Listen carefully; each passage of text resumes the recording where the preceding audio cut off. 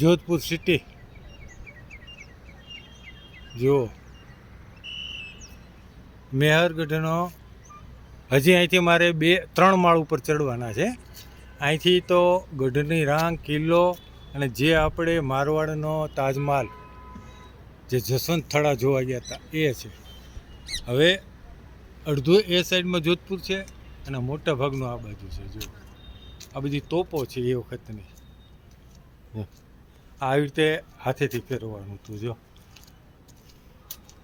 Barrier છે, આ તોપ છે, આ સિટી છે, આ બ્લુ સિટી જોધપુર. ખ્યાલ આવી ગયો ને હવે આને બ્લુ સિટી હું લેવા કે જુઓ.